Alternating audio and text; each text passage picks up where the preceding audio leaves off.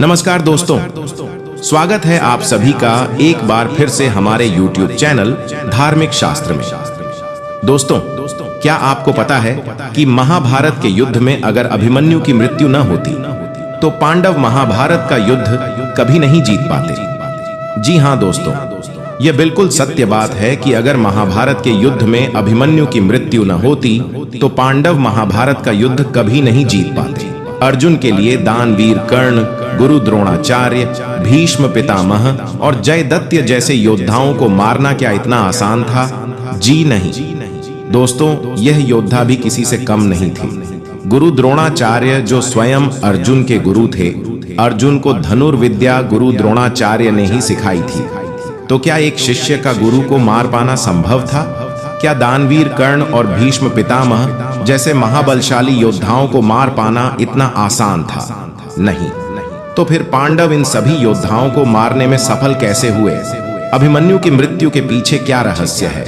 क्या यह सत्य है कि अगर अभिमन्यु की मृत्यु न होती तो न कर्ण मरते, न गुरु द्रोणाचार्य मरते, न भीष्म पितामह मरते, न ही जयदत्त मरता और न बाकी के लोग मरते?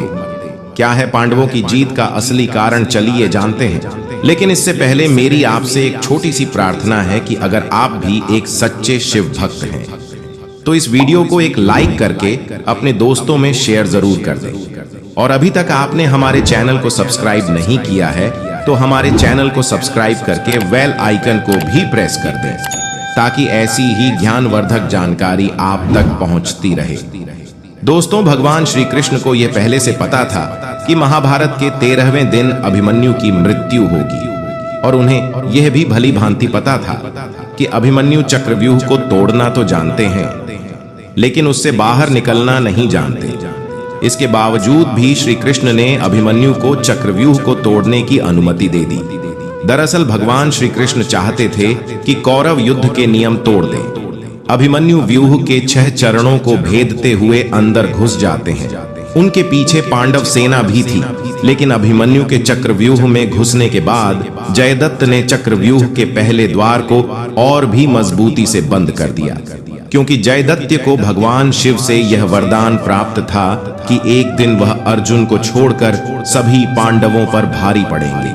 द्वार बंद होते ही सभी सैनिक चक्रव्यूह के बाहर रह गए, लेकिन वीर अभिमन्यु चक्रव्यूह को तोड़ते हुए अंदर घुस गए और वीर अभिमन्यु ने चक्रव्यूह के बीचों बीच जाकर कर्ण, द्रोणाचार्य, शल्य, अश्वत्थामा, शकुनि, दुशासन, दुर्योधन जैसे योद्धाओं का अकेले ही सामना किया।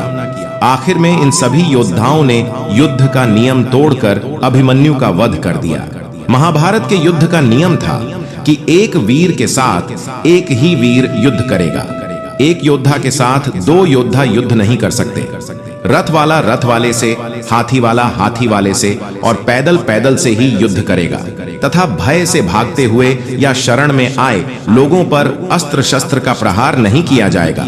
जो वीर निहत्था हो जाएगा, जिसके हाथ में अस्त्र शस्त्र न हो, उस पर कोई अस्त्र नहीं उठाया जाएगा और जो योद्धा रथ से नीचे हो उस पर भी वार नहीं किया जाएगा।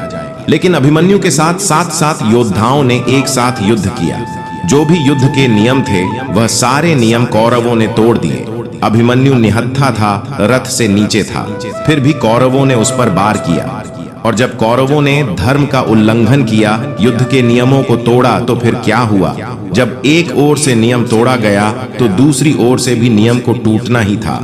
अभिमन्यु की मृत्यु का समाचार सुनने के बाद अर्जुन ने यह प्रतिज्ञा ली कि अगले दिन शाम होने से पहले वह जयदत्त को मार देंगे, नहीं तो स्वयं अग्नि में समाधि ले लेंगे।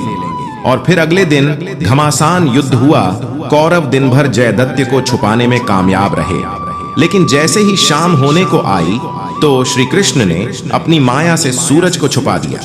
शाम होते देख जयदत्त और सभी कौरव योद्धा प्रसन्न हो गए।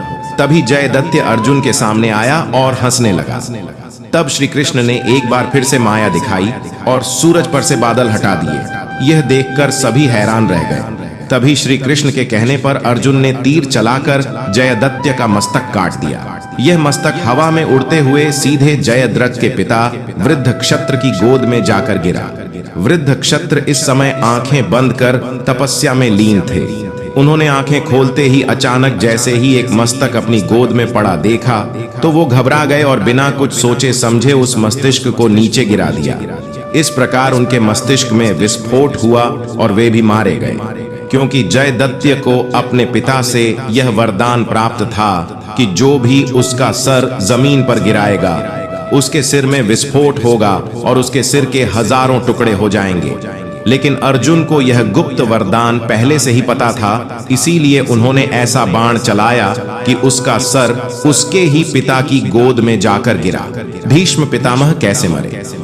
भीष्म पितामह को हराने के लिए शिखंडी अर्जुन के साथ उसके रथ पर सवार होकर भीष्म पितामह के सामने आ गया। भीष्म पितामह ने स्त्रियों पर शस्त्र नहीं उठाने की प्रतिज्ञा की थी, क्योंकि शिखंडी स्त्री से पुरुष बना था। इस वजह से भीष्म ने अपने शस्त्र रख दिए। तभी अर्जुन ने शिखंडी को ढाल बनाकर भीष्म पर तीरों की वर्षा कर दी और भीष्म को पराजित कर दिया। अर्जुन के बाणों से छलनी भीष्म पितामह बाणों की शैया पर आ गए। तुम गलत मत करना, पितामह जैसे लोग गलत करते हैं ना तो उनको भी बाणों की सैया मिली है, तो तुम गलत करोगे तो बचोगे नहीं। जमाना नियम तोड़ता हो तोड़ते देना, जमाना झूठ बोलता है बोलने देना, तुम मत बोलना, क्योंकि यदि हमने झूठ बोला तो वही झूठ हमें एक दिन मार डालेगा। ऐसे ही गुरु द्रोणाचार्य की हत्या हुई। द्रोणाचार्य को संसार के श्रेष्ठ धनुर्धर में से एक माना गया। इन्होंने ही पांडवों और कौरवों को युद्ध शिक्षा का ज्ञान दिया। भीष्म के शरशैया पर लेटने के बाद कर्ण के कहने पर द्रोणाचार्य को सेनापति बनाया गया। गुरु द्रोण की संहारक शक्ति बढ़ती देखकर पांडवों के खेमे में दहशत फैल गई। द्रोणाचार्य और उनके पुत्र अश्वत्थामा का रौद्र रूप देखकर पांडवों को अपनी हार नजदीक नजर आ रही थी। पांडवों की ऐसी स्थिति देखने के बाद श्री कृष्ण ने भेद का सहारा लेने के लिए कहा। इस योजना के अनुसार युद्ध में यह बात फैला दी गई कि अश्वत्थामा मारा गया। अपने पुत्र की मृत्यु का समाचार सुनने के बाद द्रोणाचार्य ने शस्त्र त्याग दिए और रणभूमि में ही शोक में डूब गए। इस मौके का लाभ उठाकर द्रौपदी के भाई धृष्टद्युम्न ने निहत्थे द्रोणाचार्य का सिर काट डाला। गुरु द्रोणाचार्य ने अपने अस्त्र शस्त्र गिरा दिए, तब जाकर उनका सिर काट दिया गया। क्यों? अस्त्र शस्त्र जिसके हाथ में ना हो उस पर बाण नहीं चलाना, उस पर तलवार नहीं चलाना। यह युद्ध का नियम था, तो क्यों चलाया गया? क्योंकि गुरु द्रोणाचार्य ने ही चक्रव्यूह की रचना की थी और गुरु द्रोणाचार्य की सानिध्यता में अभिमन्यु की मृत्यु हुई थी। तब गुरुजी तुम्हें यह ज्ञान नहीं था कि अभिमन्यु एक निहत्था बालक था, 18 से 20 साल की आयु थी और एक योद्धा से एक योद्धा को युद्ध करना था, और तुम 7 योद्धा एक साथ युद्ध कर रहे हो और अभिमन्यु निहत्था था, रथ से नीचे था, फिर भी तुम लोगों ने उस पर वार किया। अब हमसे यह उम्मीद ना करना कि हम धर्म का पालन करेंगे, तुम्हें धर्म से मारेंगे। ना तुम लोगों ने धर्म किया है और ना हम धर्म का पालन करेंगे, इसीलिए अधर्म से ही मरो। नियम दोनों के लिए होते हैं, एक के लिए नहीं होता, जैसे को तैसा मिलता है। कहते हैं ईश्वर के घर देर है अंधेर नहीं है। अब कर्ण की मृत्यु कैसे हुई? जब दानवीर कर्ण के रथ का पहिया आखिरी समय में जमीन में धंस गया, तो उस रथ के पहिए को उठाने के लिए जब कर्ण नीचे उतरे और रथ का पहिया उठाने लगे, तब श्री कृष्ण ने अर्जुन से कर्ण के ऊपर बाण चलाने को कहा, लेकिन अर्जुन ने कर्ण पर बाण चलाने से इनकार कर दिया। तब कृष्ण भगवान ने कहा, अर्जुन बाण चलाओ और कर्ण को मार डालो। तब अर्जुन ने कहा कि यह युद्ध के नियमों के खिलाफ है। युद्ध का नियम है कि जो रथ से नीचे हो उस पर बाण नहीं चलाना। तब भगवान कृष्ण ने कहा कि अर्जुन, क्या यह नियम केवल तुम्हारे लिए है? इन लोगों के लिए यह नियम नहीं था। जब अभिमन्यु रथ से नीचे था तब कर्ण भी वहां पर थे, क्या इनको ज्ञान नहीं था? क्यों इन्होंने उस पर प्रहार किया? जब इन्होंने धर्म का पालन नहीं किया तो अधर्मी को अधर्म से मार देना ही धर्म होता है। जो जैसा करेगा वह वैसा ही भोगेगा।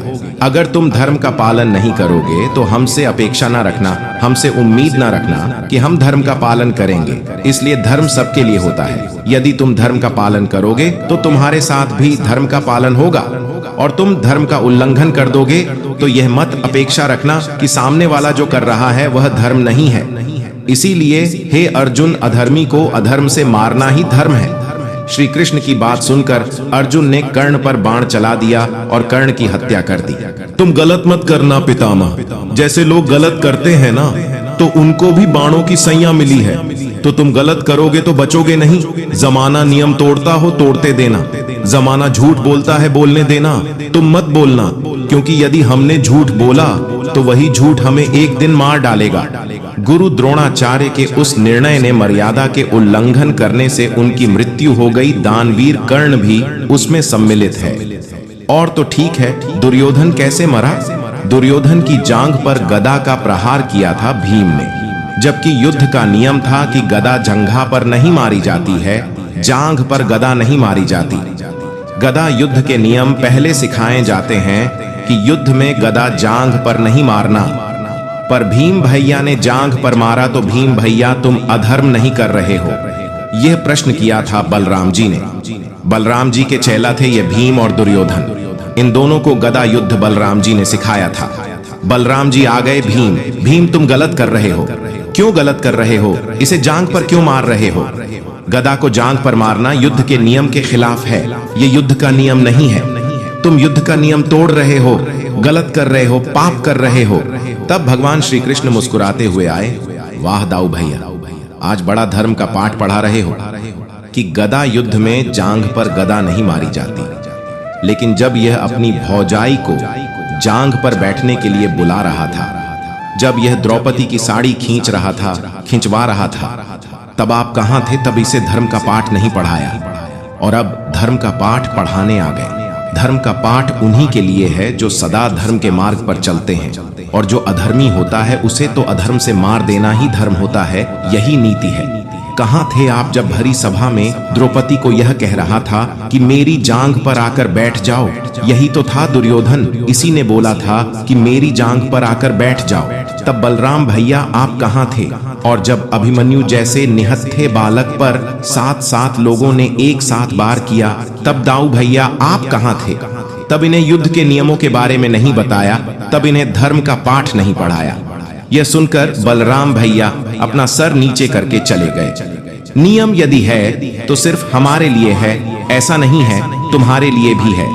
इसीलिए कहते हैं कि किसी के साथ अगर तुमने गलत किया होगा तो तुम्हें उसकी सजा जरूर मिलेगी। द्रौपदी के साथ गलत किया था दुर्योधन ने, देर सवेर उसे उसका फल मिला कि नहीं? फिर यदि दुर्योधन और भीष्म पितामह गुरु द्रोणाचार्य और दानवीर कर्ण जैसों को कर्म दंड भोगने पड़े तो तुम्हें और हमें कर्म दंड नहीं भोगने पड़ेंगे। तो दोस्तों, अब आप लोग यह तो समझ ही गए होंगे कि महाभारत के युद्ध में अगर अभिमन्यु की मृत्यु न होती तो पांडव महाभारत का युद्ध कभी नहीं जीत पाते, क्योंकि कौरवों ने युद्ध के सारे नियमों को तोड़कर छल से अभिमन्यु का वध कर दिया था। उन्होंने एक अकेले योद्धा अभिमन्यु से एक साथ 7 महारथियों ने युद्ध किया, और अभिमन्यु निहत्था था, रथ से नीचे था, और युद्ध का नियम था कि जो निहत्था हो, रथ से नीचे हो, उस पर वार नहीं करना। एक योद्धा से एक ही योद्धा युद्ध करेगा। लेकिन कौरवों ने युद्ध का जो भी नियम था वह सारे नियम तोड़ते हुए अभिमन्यु का वध कर दिया। कौरवों ने युद्ध का नियम तोड़कर अधर्म किया था, जिसके परिणाम स्वरूप कौरवों के योद्धाओं को युद्ध में छल और युद्ध के नियम के खिलाफ मरना पड़ा। जब जयद्रथ की मृत्यु हुई तब उसके साथ सूर्यास्त का छल किया गया। भीष्म पितामह का वध शिखंडी की आड़ में किया गया। गुरु द्रोणाचार्य का वध उसके पुत्र अश्वत्थामा की मृत्यु का झूठा समाचार फैलाकर जब उसने अस्त्र शस्त्र छोड़ दिए और शोक मनाने लगा, तब उसका सिर काट लिया गया। और जब कर्ण के रथ का पहिया जमीन में धंस गया तो कर्ण रथ के पहिए को निकालने के लिए नीचे उतरा और रथ का पहिया निकालने लगा। तब अर्जुन ने बाण चलाकर कर्ण की हत्या कर दी। दोस्तों, इन सभी को कर्म दंड भोगने पड़े, क्योंकि अभिमन्यु की मृत्यु में इन लोगों ने युद्ध के सारे नियम तोड़ दिए थे। इसीलिए इन लोगों की मृत्यु भी अधर्म से ही हुई। दोस्तों, ईश्वर की लाठी में आवाज नहीं होती, बच के रहना। हिसाब होगा, शायद हिसाब दे भी ना पाओ। ये जो आप लोग गलत करते हो ना, बात बात पर झूठ बोल देते हो, धोखा करते हो, अहंकार करते हो, इन पापों का पूरा हिसाब किताब वहां चल रहा है। इतने ही पाप करना मेरे मित्रों, जिसकी सजा तुम आसानी से भोग सको। इतने पाप मत करना कि तुमसे वह भोगा ही ना जाए। हम तो कहते हैं कि करना ही मत गलत काम।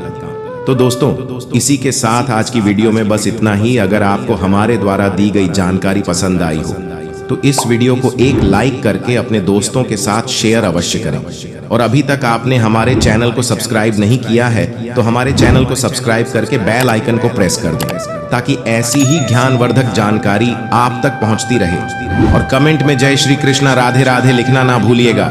और इस वीडियो को अंत तक देखने के लिए आपका बहुत बहुत धन्यवाद। हर हर महादेव।